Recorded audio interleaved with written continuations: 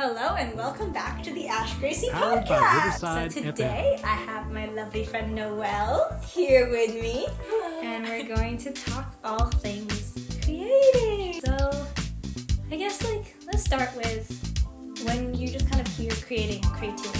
What does that mean to you? I feel like it means so many different things, but ultimately for me it really comes down to music and singing. I feel like when I think about creativity, that's where it usually sparks for me. It's just something that's been a huge part of my life, doing musical theater and also kind of writing songs on my own. I first started writing songs when I was in 5th grade. And my first song that I ever wrote was called Who Am I? Which was That's awesome. very deep for a 5th grader. But I remember I sang it. We went to science camp one time. They had a show and tell around the campfire, and they were like, does anyone want to share anything? And I went up and sang my song a cappella, which is so kind of awesome. silly. But yeah, from there it's just kind of something that's always, I feel like, been there for me and been my most creative outlet, especially through COVID too.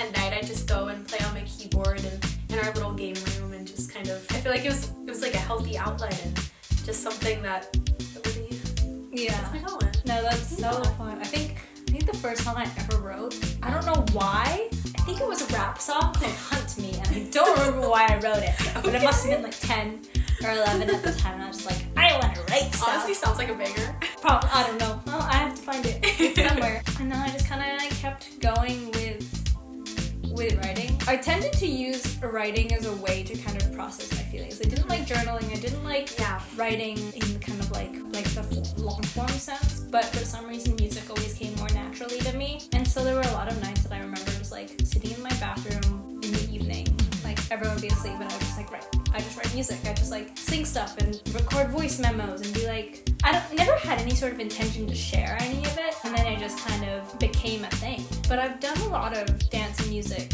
growing up, just like instruments, singing classes. Like I've always been involved in being creative. But I think there's a difference between being involved in the arts and like creating art. Yeah.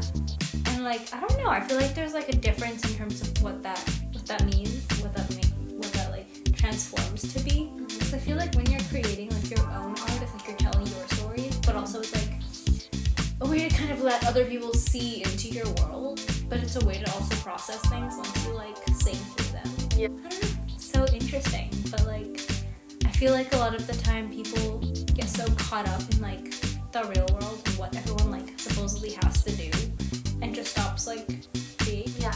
It's so easy to just get caught up in everything else, and I feel like it is creating that really kind of brings you back to becoming motivated, during times. Like postgrad is a very interesting time. I've like talked to my roommates about it. Just, there are times where you kind of feel like you're at a lull, where it's like, I'm getting up, I'm doing my job, I'm submitting for projects and stuff like that. But it's so interesting coming out of school where you have this mindset that you're always working towards something. Mm-hmm. You're always working towards an end, whether that's like a show or a class or, an activity that you're doing with other people. Like there's always something that you're working towards that has an end. But in postgrad, there are going to be times where you're just going to be auditioning but haven't necessarily booked something yet, and it feels very weird and it feels like things can get out of your control, and it just kind of causes you to feel like you're in that lull and not really feel as inspired to do things and all that. But I feel like having something that you can come back to and create really brings kind of like that purpose and fulfillment into everything again. So it's nice to have that. And so I've done that with songwriting. I've taken up like bead embroidery now. Just like little things here and there that kind of help with that feeling. And so creating art, it's just a lot more vulnerable but fulfilling. It kind of just like reminds you why you're doing what you're doing, even when it seems like you're just kind of a little pawn in the world. Would you say that you've been able to kind of cultivate a balance for yourself in regards to being creative, but also like figuring out what you want to do outside of that and like balancing that to make it not like monotonous and tiring? Yeah, I feel like it's good. With creating too, I feel like it's something that I always go back to after, an audition or something that I go to. And let's say I got a call back and, at some point in the callback process, you get excused. And, there's things where you feel like you're getting close, but then you don't quite get something, so it kind of knocks you off your feet, and you just kind of feel like you have no control, and you're kind of stuck back in that everyday life routine. But important for me because I've kind of recognized now that, yeah, like balancing making stuff and, you know, having something of my own that I can work on and that I'm completely in control of really is just so refreshing. And like I've had one song that I've been working on since postgrad that I'm so excited about, and I feel like every time I come back to it, it just kind of grounds me again. So I feel like that there has kind of been a good balance of just kind of going with life, but also to remembering that I have control of certain factors in my life, and I'm very lucky that art's kind of that thing. Yeah, for sure.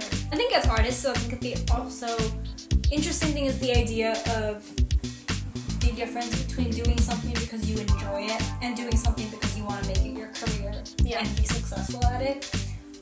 Because I don't know, I feel like sometimes when people try to like do things for the sake of their career and try to make money off of it, it doesn't end up being as successful and as genuine because the art is being used in a different way. I mean, sometimes when it's just, if that's what you're going towards with it, it's just like it takes the fun out of it. Yeah. You know, and that's definitely something that as an artist is always going to fluctuate for you. You know, you're just going to get caught up in things and you're just going to be like, is this even fun anymore? It's choosing to make it fun again. That makes the difference. Like, you know, I'll call my mom and tell her, you know, I'm feeling bad about something. She's like, just remember, you know, that selfie or something. Just have fun with it. Go into the room. Like, that room, you get to do whatever the heck you want in there for that minute 30-second cut. Just go have fun with it, and it's an opportunity to do what you love. Have you ever like worked on something and kind of gotten stuck because you've been in the position where it hasn't worked out the way you wanted it to? Yeah, I'm sure everyone kind of hits that wall at some point. What do you do when that happens? I think sometimes, you know, it's so easy to get stuck on one thing that when you kind of feel like you're not progressing with that, it's important. I kind of find it important, you know, because sometimes you really want to just lean into it until you figure out what's wrong, but I feel like that can just, you know, make you feel even more stuck. Like, you know, you're just so focused on that one thing. So I feel like when that happens, you know, whether like it's in a song or like something I'm being embroider and it's just like, you know, I'm hitting a wall, just starting something new, you know? I feel like I just have to take a step back, like, okay, let me try a different kind of experimental song that I wouldn't usually do or come up with, or something more like EDM style or something. But I feel like just taking a step back and just try to do that same thing but a different way. I feel like that really helps. I guess like getting some space away from the project that you're kind of working on in order to kind of remind yourself like why you're doing it. And reminding yourself that it's not even about like career and success. It's just about having fun and creating. And it's not just that one idea or nothing. Like there's endless possibilities to the type of work you put out there. So just start fueling it in different ways, and hopefully kind of getting that exposure will bring you back and give you an idea or something to keep going. It's always going to be for every one successful thing that works, there's going to be at least 10 drafts that don't see the light. Exactly. No, I feel that way with my music a lot. There's so many vault songs, as you call them, that I feel like I have just because they either went nowhere or I wasn't happy with them. But then I've taken melodies from those things and I've put them into songs that I'm now hoping to put out. And so it's like this whole thing of, okay, maybe it's just the right idea but the wrong time or the wrong place. Or I've had songs that one of my songs that I was working on, a holiday song, and it's still a bit of a work in progress, but I started it like 3 years ago, and I came up with the first verse and chorus and kind of just left it at that because I didn't have any inspiration to continue it. And I was invited to one of my friends. She did like an open mic night at her place for Christmas last year. And so I was like, okay, a couple days before, I was like, let me just look at the song again, see if maybe I can make something of it. I ended up finishing the song that day and sang it at the open mic night. And I was like, I haven't looked at that song for 3 years. And I was just kind of singing through older drafts of different songs that were unfinished just to see if there was, like, trying to decide what to sing at this event. And came up with that and ended up working out so nicely. And it was just so kind of wonderful to be able to feel like I finally finished it. And who knows, maybe I'll put it in some sort of holiday project at some point. You totally should. Yeah, no, a holiday project is vaguely in the works at some point, but I want to write a few more holiday songs before I do that. Perhaps. Or maybe I'll just put out the one, maybe this year, maybe next year, who knows? Let's see. Well, for now I'm gonna focus on the current project at hand. Yeah. We'll see. But I feel like now that I'm in the swing of things, like I want to keep doing this, keep creating, keep just sharing who I am with the world, and in hopes that the right people or the right collaborators will find me. Because essentially that's how you have to like work. I think too, something with that is when it's your own work, sometimes you feel a lot of pressure that when you release it, it has to be perfect and, you know, all this stuff. But then I find myself sometimes when I do that, just never wanting to ever put anything out there in the world because I'm like, it's not perfect. Yeah, I always know that there's something I can fix, but I think it's really important to just kind of put it out there. Just do it and share. Yeah. Even if it's not perfect, like, yeah, it's a stepping stone, and, you know, who knows, maybe just what you have there is enough for someone else to relate to it and, you know, reach out and just possibly meet new people and kind of connect. And I feel like that'd be insane to just be able to release something and have someone say like, hey, I really connected with you when you made this. Yeah. You know, because that's something that until you release it, you don't know if people will resonate. There's an impact, yeah. Which, you know, part of it is just kind of self-fulfillment in yourself, like just releasing it and knowing that you made something and you put it out there into the world. But I feel like it would be an amazing bonus too to see if for sure. That's so interesting to say that because I was watching an interview with Selena Gomez because of her latest album, but she was actually talking about an older song on a previous piece of work that she did, Lose You to Love Me. And she was talking about how she had no idea the impact that song would bring. She figured people would relate to it, but it's one of her biggest hits. I think that's over 1 billion streams. I know, and like she didn't realize it would have that much of an impact because it was something so personal and so just like she was really just putting it out for herself because that's what she needed at the time. And I think in a way, like as artists, we put out the music that we need for ourselves. Like we put out the music that we want to hear and we want to listen to and that we resonate to because we wish we had that from somebody else. And so in a sense I feel like we do that for ourselves but also in the hopes that other people will listen and resonate and connect with the piece of art that we're creating. And I think that's so interesting, just like even talking to collaborators on recent projects that I've worked on, it's all like the same kind of thing, whether that's playwrights, musicians, people in film, like whatever the people that I've been able to work with recently, they've all just been like, yeah, we just want to tell these stories so that they've been told and hopefully the people that need to find them will find them. Yeah.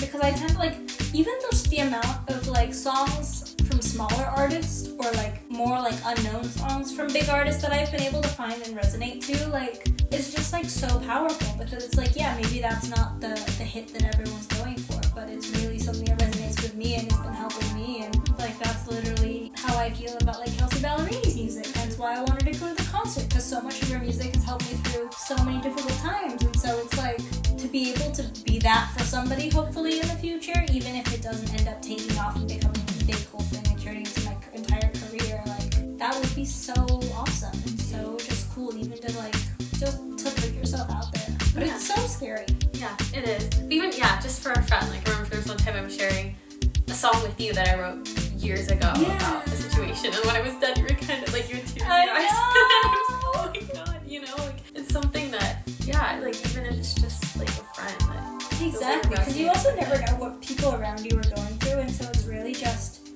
so interesting in terms of like that song resonated with me so much because something that I was going through, but like, you know, you'd never know that's you never know, and that one was one that kind of had more personalized situations in it. And you know, I told you, I was like, I was kind of thinking of changing that one up a little bit because it's just a little bit too specific of a circumstance. And you're like, no, that's what I like about it. Yeah. You know, because I can tell it's your experience. Exactly. Even though I didn't have that like certain instance happen. Something similar. Like the feeling. Yeah. The feeling was at the end of the day, like even if you are telling specific stories, like there's always an emotion and a feeling that is derived from these moments and the stories that are being told. And that's the thing that people can relate to. People are not relating to the details. Yeah. But that's the beauty of the songwriting. Mm-hmm. And like including the lyricism of having those details in it so that people can paint that picture however they want to. And in a way it's like you're putting your piece out there, but then they can kind of interpret anything however they want. Which is really cool and really exciting. It's kind of like, damn, okay. Yeah. This is like what it is in creating art, and it's so beautiful and it's so wonderful, and it's just like crazy that this is the world we get to live in, and this is like what we get to do. And it's just like, yeah. We're so lucky too. We have so many people around us that know all these different things. You know, how to produce when I don't know how to produce, or how to play some chords on the piano on the spot. It's insane, but it's so nice too. And you know, I feel like with art always comes community. Absolutely. I feel like the community that we've been able to build, even just through like UCLA, it's just been so powerful. It's so amazing to be able to learn from people. Because like, you can't really learn that much by yourself. You're always learning from somebody, whether that's like at school, through like the internet, like through your friends, like, you know, that's... Yeah, and the best way to learn, I feel like, is being inspired by something or someone. Yeah. You know? And you can't do that without other people. Exactly. No, I love that. It's such a big takeaway. Like, meet people. Learn from people. Yeah. Nobody knows everything. No. Nobody knows everything. But if you all come together and everyone knows a little bit of knowledge here and there, then as a collective, you know everything. Because while there's no one person that knows everything, someone knows everything. Mm-hmm. Someone knows a little bit of what you want to know. And everyone knows something.